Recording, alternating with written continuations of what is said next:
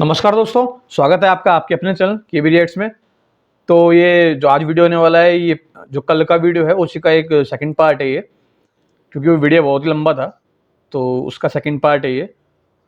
तो यानामीर का ही वीडियो है, तो चलिए देखते हैं। एक और यूके सिटीज़न जो कि मेनली पीओके बेस्ड है, पाकिस्तान ऑक्यूपाइड कश्मीर से ताल्लुक़ रखते हैं, उन्हीं का वीडियो होने वाला है। तो चलिए देख लेते हैं क्या बोल रहे हैं। अस्सलाम वालेकुम मोहम्मद इकबाल साहब, माशाल्लाह आप इतने इन्फ्लुएंशियल शख्स हैं। एक पीओजेके से आप यहाँ तक आए हैं। You have come to from originally from POJK, you have come into the UK many years ago. आपने क्यों पाकिस्तान ऑक्यूपाइड जम्मू कश्मीर को छोड़ा और आप क्यों यहाँ आए, वो ज़रा बताइए हमारे व्यूअर्स को। देखो, हमारे वालिदैन जो थे वो इकोनॉमिक माइग्रेंट्स थे। 60s में अर्ली 60s में मेरे वालिद साहब यहाँ काम के लिए आए और फिर 70 में उन्होंने हमको यहाँ बुलाया और मेरी वालदा और मेरे बहन भाई हम 1970 में आए। यहाँ बचपन गुजारा, स्कूल कॉलेजेस वगैरह, एजुकेशन, और फिर जिंदगी के सफर में सियासत भी आ गई इत्तेफाक से। तो पीओजेके से यहाँ कितने लोग आए हैं, कितने लोग हैं यहाँ, पॉपुलेशन कितनी है पीओजेके वालों की यूके में? तकरीबन यहाँ जो सो कोल्ड पाकिस्तानीज कहलाते हैं उनमें 80% कश्मीरी ओरिजिन के हैं और पाकिस्तानी साइड कश्मीर, और उसमें तकरीबन पॉपुलेशन ओवर मिलियन है मेरे ख्याल में पूरे यूके में। जी हाँ। तो ये बताइए कि इतने सारे पीओजेके के लोग यूके किस लिए आए? ये ज्यादातर, आप कुछ लोग तो कह सकते हैं हम पढ़े लिखे थे, हम इसलिए आए, लेकिन रियलिटी, ये ग्राउंड रियलिटी ये है कि यहाँ हमारे जो आज़ाद कश्मीर, पाकिस्तानी साइड आज़ाद कश्मीर के लोग आए हैं वो सारे गरीब तबका के थे, इकोनॉमिक माइग्रेंट्स थे। सिंगल मैन आए 60s में काम के लिए, उन्होंने बड़ी मेहनत की, मशक्क़त की, अपने घर जाकर फिर सारे परिवार की खिदमत की, मकान बनाए, शादियां कराई, फैमिली की, वालिदैन की देखभाल की, बल्कि पूरे ख़ानदान, एक आदमी आया और उसने पूरे ख़ानदान की देखभाल की। तो फिर जब 67 में यहाँ का British law, immigration law change हुआ कि सिंगल बच्चे यहाँ नहीं आ सकते और जो वर्क परमिट के वीज़े थे वो भी ख़त्म हो गए थे। तो उस वक्त हमारे वालिदैन जो फर्स्ट जनरेशन यहाँ आई थी, उन्होंने फिर अपनी फैमिलीज़ को यहाँ बुलाया, क्योंकि पहले उनका मिशन यही था कि हम यहाँ आएंगे, काम करेंगे और वापस चले जाएंगे, पैसा खूब कमाएंगे और वापस चले जाएंगे। लेकिन जब 70s में फैमिलीज़ आई, बच्चे आए, तो फिर इमिग्रेशन कवानीन भी चेंज होते गए, तो यहाँ सेटलमेंट ज़्यादा हो गया और फिर आहिस्ता आहिस्ता अब हमारी कम्युनिटी का माइंडसेट ये हो गया कि दिस इज़ आवर होम। और बिलखसूस जो बच्चे यहाँ पैदा हुए हैं उनका तो यही मदरलैंड है, तो वो अपने आप को फख्र महसूस करते हैं कि वी आर ब्रिटिश। तो खुद को कश्मीरी नहीं कहते? I think in the long term हमारी जो कश्मीरी आइडेंटिटी है वो खत्म हो रही है, इट्स एंडेंजर्ड। व्हाई? बिकॉज एक तो जो बच्चे यहाँ पैदा हुए हैं उनकी कुदरती निस्बत इस मुल्क से है, लेकिन जो वहाँ है, जब वहाँ जाते हैं तो वहाँ वो जो सर्विसेज और फैसिलिटीज इस मुल्क में है, अपॉर्चुनिटीज हैं, वो तो आज़ाद कश्मीर में नहीं मिलती हैं, टोटली नहीं मिलती है, टोटली डिफरेंट दुनिया है। तो वहाँ क्यों जाकर मुसीबतों में पड़ेंगे? अब यहाँ इतनी अपॉर्चुनिटीज है, सो इस लिहाज से एक तो ये फैक्टर है, वहाँ इतनी सिक्योरिटी भी नहीं है, रिसोर्सेज भी नहीं है, फैसिलिटीज, अपॉर्चुनिटीज। तो वो बच्चे जो पैदा यहाँ होते हैं, फिर यहाँ लाइफ स्टाइल भी ईजी है, तो स्लोली आपकी आइडेंटिटी खत्म हो रही है, आपकी लैंग्वेज, आपकी कल्चर, हर एक चीज खत्म हो रही है। क्या आप पाकिस्तान को इसके लिए जिम्मेदार ठहराते हो? देखो, पहली तो बात यह है कि अगर हमारे मुल्क में वो सर्विसेज, फैसिलिटीज, अपॉर्चुनिटीज होती तो हमारे वालिदैन यहाँ ना आते। लेकिन जो वहाँ ऑलरेडी रह रहे हैं, क्या वो आपकी लैंग्वेज सीख रहे हैं? क्या वो आपका कल्चर सीख पा रहे हैं? जो यहाँ पर है वो तो नहीं सीख पा रहे हैं, लेकिन जो वहाँ रहते हैं बच्चे पीओजेके में इस वक्त, क्या वो सीख पा रहे हैं? अपनी डोगरा लैंग्वेज सीख पा रहे हैं, अपना कल्चर सीख पा रहे हैं? कुछ उनको कुछ भी अपनी हिस्ट्री का कुछ कोई मालूमात है उनको अपनी हिस्ट्री की? पहली तो बात यह है कि वहाँ जो है ना, मेरे ख्याल में एजुकेशन काफ़ी पोर है हमारे आज़ाद कश्मीर में, जिसमें कश्मीरी आइडेंटिटी स्लोली फेड हो रही है, ख़त्म हो रही है। जो पढ़े लिखे समझदार तबका है वो उनको पहचान है कि हमारी आइडेंटिटी क्या है, कश्मीर है हमारा, ये कश्मीर है, आधा कश्मीर या दूसरा हिस्सा उस पार है, हमें यूनाइट होना चाहिए। ये एक माइंड सेट है जिस पर हम ग्रो हुए हैं। एक ख्वाब हमने देखा कि इंशाल्लाह एक दिन हमारी ये कश्मीर और वो कश्मीर एक आज़ाद रियासत होगी। बल्कि मैं भी इस मौक़िफ़ का जो है ना शौक़ रखता हूँ, ख्वाहिश है, उम्मीद है कि हमें राइट ऑफ सेल्फ डिटर्मिनेशन मिले, हक खुद इरादियत, ये जो हमारा बुनियादी हक है कि एक रेफरेंडम हो, प्लेबिसाइड हो, दोनों तरफ की कश्मीर की कम्युनिटी से पूछा जाए कि आप क्या चाहते हैं, आप आज़ादी चाहते हैं या आप पाकिस्तान के साथ जाना चाहते हैं या हिंदुस्तान के साथ। तो मैं इस मौके अगर फर्ज करें रेफरेंडम होता है और इंडियन साइड कश्मीर वाले कहते हैं कि भाई हम इंडिया के साथ ही खुश हैं, तो क्या आप ये चाहेंगे कि ये जो POJK है फिर वो रीयूनाइट हो जाए और वो इंडिया की तरफ चला जाए? फिर देखो, अगर हम ये पहले हमारा ये कंडीशन है कि हमें प्लेबिसाइड चाहिए, तो उसके अगर फेयर रिजल्ट्स जो भी है हमें एक्सेप्ट करने पड़ेंगे। सो आप इंडिया की करें या ना तरफ, करें। तो आप सोचते हैं कि इंडिया के साइड पे POJK के जो लोग हैं उनका जो फ्यूचर है, उनका मुस्तकबिल बेटर रहेगा अगर वो इंडिया के साथ रीयूनाइट हो जाए, अपनी बाकी बची हुई रियासत के साथ रीयूनाइट होकर इंडिया का हिस्सा बन जाए? तो क्या आपको लगता है कि उनकी जो आज हालत है, उनकी कंडीशंस बेटर हो जाएंगी, हालात बेटर हो जाएंगे उनके लिए? ये तो वक्त के मुताबिक, वक्त के साथ ही देखा जाएगा। लेकिन क्योंकि अगर हम राइट ऑफ सेल्फ डिटर्मिनेशन मांग रहे हैं तो उसकी कंडीशन को भी हमें एक्सेप्ट करना पड़ेगा। और जब हम यूनाइटेड होंगे तो आई थिंक हम बहुत मजबूत होंगे, स्ट्रांग होंगे, तो हम अपनी डिमांड्स मना भी सकते हैं और अपना फ्यूचर खुद शेप कर सकते हैं। तो उस लिहाज से ये तो basic fundamental principle, starting point यही है कि पब्लिक को चॉइस दो, जिसका मैं बचपन से शौक रखता हूँ और उम्मीद भी इस उम्मीद से जी रहे हैं। तो क्या आपको लगता है कि इंडियन साइड कश्मीर से आज़ादी की आवाज़ें तो नहीं आती, लेकिन आज़ादी की अगर आवाज़ें, खुद मुख्तारी की अगर आवाज़ उठती है तो वो पाकिस्तान साइड कश्मीर से है? क्या आपको लगता है कि इसकी जिम्मेदार पाकिस्तान गवर्नमेंट रही है? क्योंकि जो आप लोगों को वादे किए गए थे, जो हक आप लोगों को दिए जाने चाहिए वो नहीं मिले हैं आपको, और कई बार ऐसे डिसीजंस लिए गए हैं पाकिस्तान गवर्नमेंट के थ्रू हवाले से जो लोगों के हक में नहीं थे, जो लोगों की मर्जी में नहीं थे, जैसे कि गिलगित बाल्टिस्तान को ज़बरदस्ती प्रोविंस बना लिया गया, और जो आपकी पॉलिटिकल लीडरशिप है वो पाकिस्तान स्पॉन्सर्ड है। You don't have a proper political leadership so to say. वैसे तो इंडियन कश्मीर में भी स्टेटहुड अभी तक रिस्टोर नहीं हुआ, but we have been promised कि स्टेटहुड हमारे पास आ जाएगा and we'll have our own legislative government soon. लेकिन आपके पास आज़ादी होकर भी नहीं है। क्या आप ये चीज़ मानते हो कि आपके जो लीडर्स हैं they are Pakistan sponsored and they don't really represent the people of POJK? मैं समझता हूँ कि हर शोबे में there is always room for improvement. हम यहाँ रहते हैं, यहाँ की हुकूमत से भी गिले शिकवे होंगे, बल्कि मैं लेबर पार्टी का एक्टिविस्ट हूँ और विद इन पार्टी भी मुझे कुछ सर्टेन डिसीजन पर मैं खुश नहीं हूँ। तो ये तो हर शोबे में होता है कि हर फैसला आपकी मर्जी के मुताबिक नहीं होता। उसमें समझता हूँ कि हमारी लीडरशिप में कमजोरी है और बेहतरी हो सकती है, ये तो मैं एक्सेप्ट करता हूँ कि इसी तरह मेरे ख्याल में आप जो इंडियन ऑक्यूपाइड कश्मीर के लोग हैं वो भी शायद किसी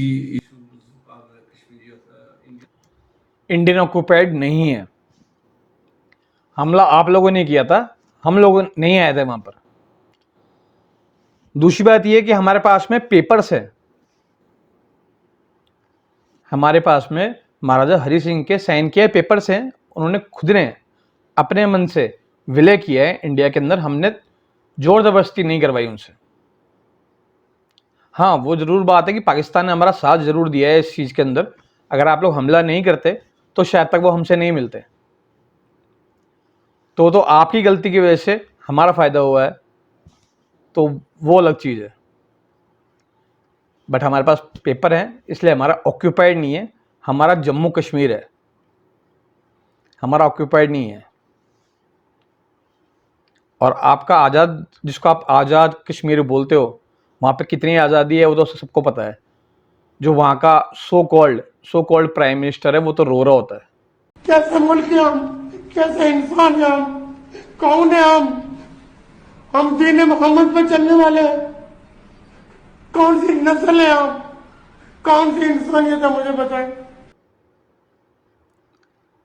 तो हमारे यहाँ पे ऐसा कुछ नहीं है, अपने यहाँ पे देख लो।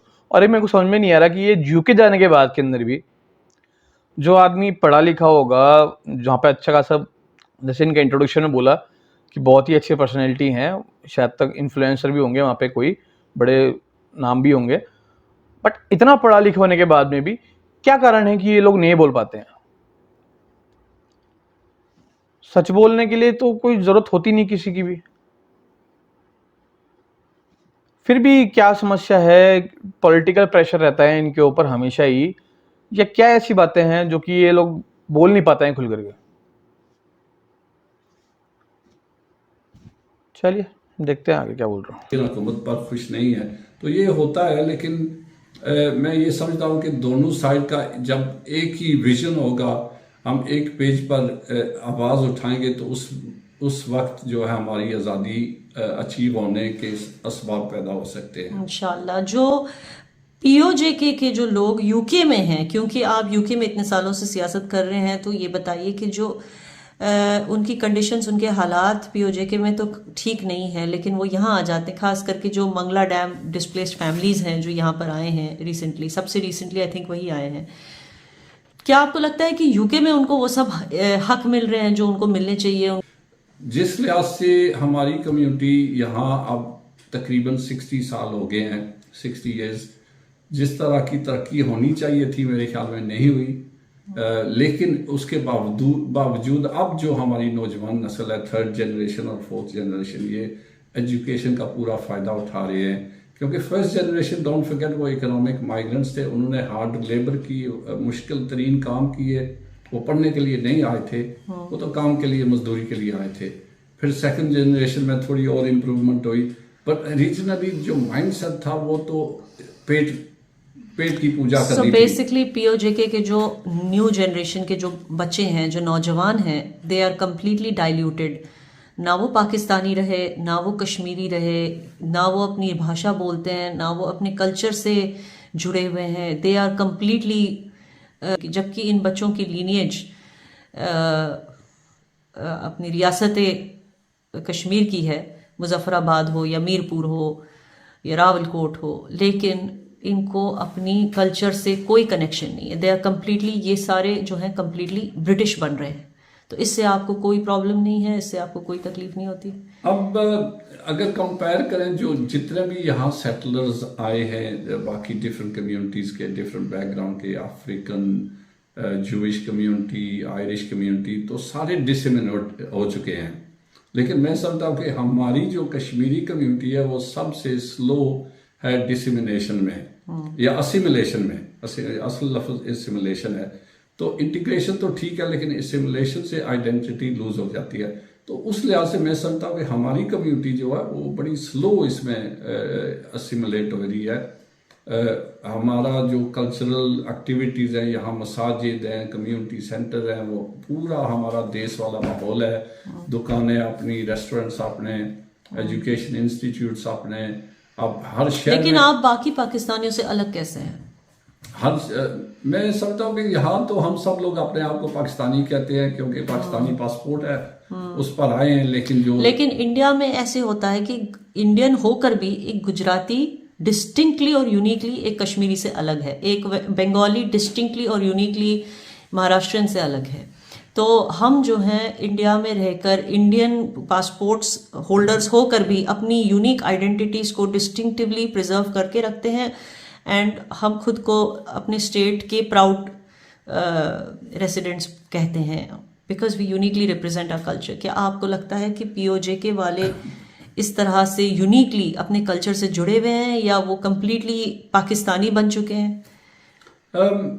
हम तो वैसे अक्सर एक कॉमन फ्रेज हमारा होता है कि we are proud of being British, we are proud Pakistanis and we are proud of our heritage of Kashmir.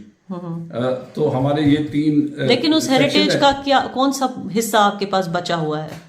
हमारी जो मादरी आपकी जो नई जनरेशन है, क्या वो आपकी लैंग्वेज बोलती है? हाँ, मादरी जबान चलती है। ये तो एक नेचुरल इम्पैक्ट होती है कि जहाँ सेकंड थर्ड जनरेशन में जो कंट्री ऑफ ओरिजिन से कनेक्शन आहिस्ता आहिस्ता वो तो खत्म होता है। ये हर नहीं, लेकिन हर जो community पीओजे में में होता इस वक्त मौजूद है मुजफ्फराबाद और जी। मीरपुर, वहाँ कितने लोग हैं जो डोगरी लैंग्वेज बोलते हैं, जो आपकी असल में लैंग्वेज है? वहाँ कितने लोग हैं जो डोगरा कल्चर को फॉलो करते हैं, या वो कम्प्लीटली पाकिस्तानी बन चुके हैं इन टर्म्स ऑफ?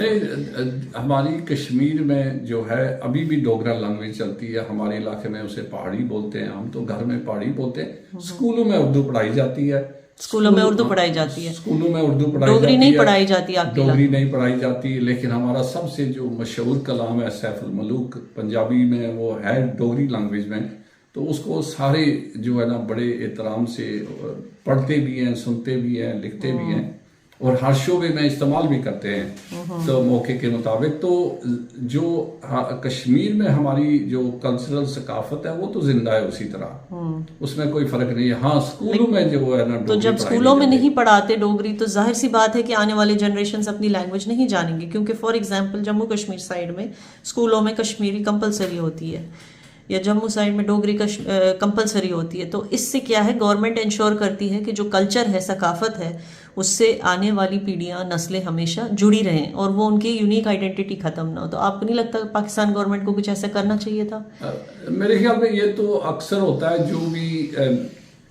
जो भी रजीम आती है उनका एक अपना, जैसे हिंदुस्तान में सबसे पहले हिंदी थी, फिर जब मुगल्स आए तो उन्होंने उर्दू इंट्रोड्यूस की, पहले उससे पहले फारसी थी। आज की बात ये है कि आज की तो ये तो अक्सर हिंदी तो होता है। कंपलसरी है ही, लेकिन स्टेट लैंग्वेज भी हर स्कूल में कंपलसरी की गई है ताकि unique identity of the state preserve रहे। क्या पाकिस्तान ने ये किया है पीओजेके में? नहीं, पाकिस्तान में जो हर प्रोविंस है उनकी अपनी जबान है, जो नेशनल लैंग्वेज है वो तो उर्दू है। नहीं, बट स्कूलों में अपनी स्कूलों में डोगरी नहीं पढ़ाई जाती। मैं वही कह रही हूँ। ये तो मैं एक्सेप्ट करता हूँ। आप एक्सेप्ट करते हो कि पाकिस्तान ने आपकी डेमोग्राफी को डाइल्यूट करने की कोशिश की है? ये तो मैं कह सकता हूँ कि हिंदुस्तान भी जम्मू की और जो श्रीनगर की जो आइडेंटिटी है उसको डाइल्यूट कर रहे हैं इन अ डिफरेंट वे। किस तरह से? इन अ डिफरेंट वे कि आपको जो है वो फैसिलिटीज दे रहे हैं, लेकिन जो आपकी इंडिपेंडेंस का मूवमेंट है उसको स्लोली वो ख़त्म किया जा रहा है, माइंडसेट डी रेडिकलाइज किया जा रहा है, और कश्मीरियों को वो सर्विसेज फैसिलिटी। तो बढ़िया है ना, डी रेडिकलाइज तो कर रहे हैं, रेडिकलाइज तो नहीं कर रहे हैं। पढ़ा लिखा आदमी और पॉलिटिक्स कर रहा है, सियासतदान आदमी, और क्या बोल रहे हैं, डी रेडिकलाइज कर रहे हैं। तो अच्छी बात ये, हालांकि कर नहीं रहे हैं, बकौल आपके, अगर ऐसा भी कर रहे हैं तो भी अच्छा ही कर रहे हैं। पाकिस्तानी सुधर नहीं इससे, कहीं भी चले जाएंगे, पता ही नहीं क्या क्या सोचते हैं, क्या समझते हैं। अच्छा, बोल भी रहे हैं, खुद अपने मुंह से ही बोल रहे हैं, डी रेडिकलाइज कर रहे हैं आपको। इनके बारे में बात करना ही बेकार है एक्चुअली। दी जा रही हैं कि देखो ये जो आपके लिए निज़ाम चल रहा है ये आपके लिए बेहतर है, आप भूल जाएं आज़ादी, या दोनों साइड को मिलाने के सिलसिले में भूल जाएं। तो रेजिस्टेंस किसी पर्पस के लिए होता है, अगर वो पर्पस ही ना रहे और उस पर्पस को, उस तकलीफ को अगर मिटा दिया जाए और फिर लोगों से पूछा जाए कि क्या आप लोग इसमें खुश हो, और वो कहते हैं कि अब तो रेजिस्टेंस का कोई मतलब नहीं दिखता, तो क्या इस चीज में कुछ गलत है? नहीं, उसमें क्या, हम अपनी आइडेंटिटी, जो कश्मीरी आइडेंटिटी है उसको, लेकिन वो तो पाकिस्तान में सैक्रिफाइस हो रही है, इंडिया में तो नहीं हो रही है। नहीं, एक लिहाज से हो रही है। अगर एक मुल्क के दो टुकड़े बनाए जाएं और फिर एक साइड को कहा जाए कि लोग आप जो हैं आपको हर सर्विसेज फैसिलिटी, तो वो दो टुकड़े किसने बनाए? ये तो हालात, यही बात मैं बोलने वाला था कि किसने बनाया वो दो टुकड़े। भारत अकेला देश था, उसके दो टुकड़े करके पाकिस्तान किसने बनाया? किसने बनाया पाकिस्तान? आपके कायदे आजम मोहम्मद जिन्ना, जिनको आप बड़ा बोलते हो ना, फादर ऑफ द नेशन, उन्होंने बनाया, हमने नहीं बनाया।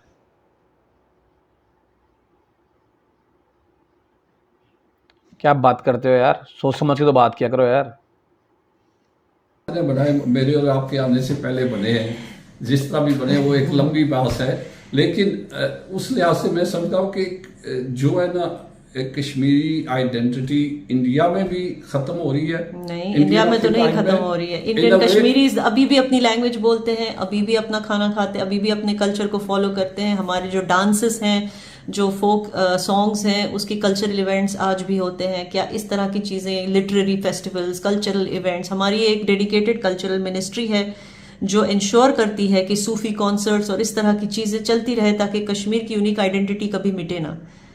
वहाँ पे मस्जिदों से लेके टेम्पल्स तक हर एक जो लैंडमार्क जो पुराना हो चुका है उसको रिस्टोर किया जाता है, not only for tourism purpose but ताकि लोगों को पता रहे कि हमेशा याद रहे कि उनका कल्चर क्या है, उनकी मॉन्यूमेंट्स कौन सी रही हैं। तो क्या इस तरह की एफर्ट्स पाकिस्तान गवर्नमेंट ने कभी पीओजेके के लिए ली है? पीओजेके में जो रेड फोर्ट है उसकी क्या हालत है आज? क्या आपको लगता है वो टूरिज्म के लायक है? नहीं, वो तो निगलेक्टेड है, इसमें कोई शुबा नहीं है। अब जो सकाफत है वो तो चलती है, वहाँ हमारे भी पंजाबी बगड़े होते हैं, पंजाबी शेरो शायरी पटवारी उसको बोलते हैं। क्या गवर्नमेंट ये सब फैसिलिटीज देती है? कल्चरल मिनिस्ट्री है वहां पर पीओजेके के लिए, या लोग खुद कोशिश कर रहे हैं इसको जिंदा रखने की? लोग खुद कोशिश कर रहे हैं। मैं समझता हूँ कि जो एक लिहाज से वाया माइग्रेशन की वजह से या जिसकी भी वजह से हमारे आज़ाद कश्मीर के आदमी पाकिस्तानी साइड से ज़्यादा खुशहाल हैं हर लिहाज से। अगर आप देखें तो पाकिस्तान में ज़्यादा गुर्बत है, आज़ाद कश्मीर में इतनी गुर्बत नहीं है। उसके आपको लगता है जिस तरह की लोड शेडिंग पीओजेके में होती है 20-20 घंटा दिन की, वो पूरे पाकिस्तान में होती है? अब मुझे इतना पता नहीं है क्योंकि मैं इतना पाकिस्तान का इंटरेस्टेड, मेरी तो जिंदगी ज्यादा इस मुल्क में गुजरी है, मुझे 53 इयर्स हो गए हैं। क्या आपको लगता है कि पीओजेके में जिस तरह लोग आटे के लिए, जिस तरह से आटे की किल्लत है, लोग कहते हैं कि हमें ट्रक के नीचे कुचल दो या फिर हमें आटा दे दो, क्या आपको लगता है बाकी पाकिस्तान में ऐसी हालात है? नहीं, ये आज़ाद कश्मीर में ये बात नहीं है, इतना मुझे इल्म है। पाकिस्तान में है, क्योंकि जैसे मैंने पहले कहा कुछ भी इल्म नहीं है आपको कि पहले तो सबसे पहले बताओ कि तुमको पीओजेके या पाकिस्तान गए हो कितना टाइम हो चुका? तुमको बिल्कुल भी इल्म नहीं है, ना तो तुम गए हो, नहीं तुमने कोई उसके ऊपर रिसर्च करी है। एक बार पीओजेके जाओ, और कैसी मूर्ख वाली बातें कर रहे हो। पाकिस्तान में है और पीओजेके में नहीं है, तो पीओजेके क्या खुद बना रहा है पहाड़ियों पे? अनाज खुद उगा रहा है पहाड़ियों पे?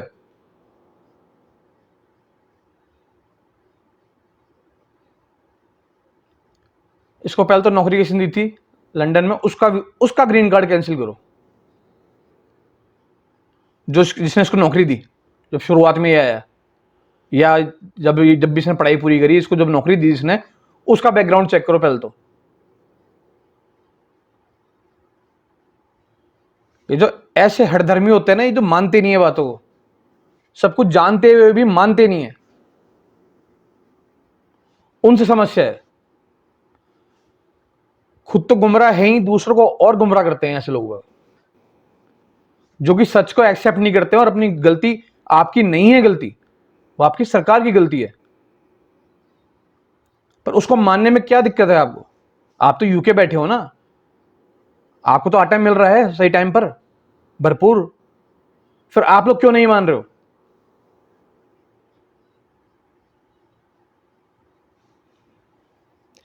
क्योंकि आपके भी कोई ना कोई सियासी मफाद होंगे वहां पर।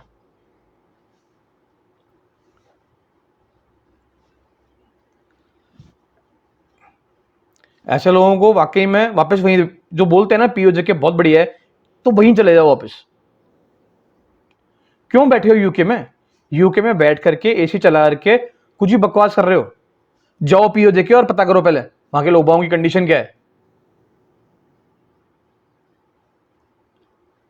वहां के लोगों के साथ में लाइन में लग करके आटा लो, तब पता पड़ेगा तुम लोगों को।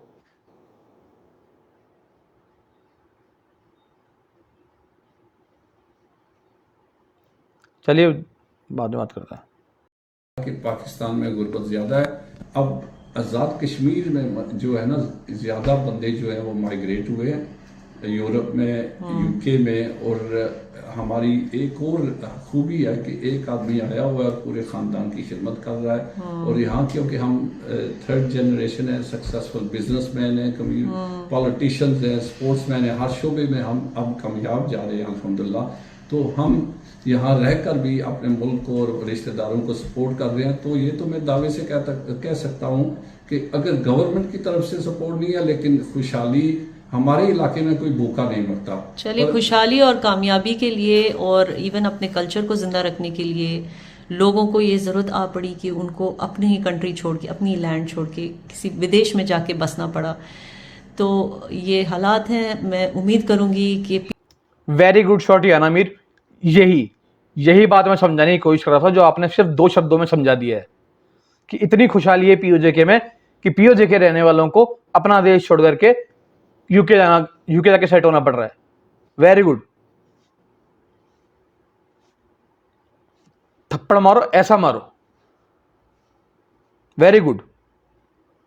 पीओजेके में हालात बेहतर हो जाएं और लोगों को अपनी कल्चरल आइडेंटिटी के साथ और फुल इकोनॉमिक इंडिपेंडेंस के साथ रहने का मौका मिले। Thank you so much mister Iqbal. चलिए, वीडियो फिर काफ़ी लंबा होने वाला है, तो इसको यहीं पे ख़त्म करते हैं। मिलते हैं फिर किसी और एक और वीडियो में। तब तक के लिए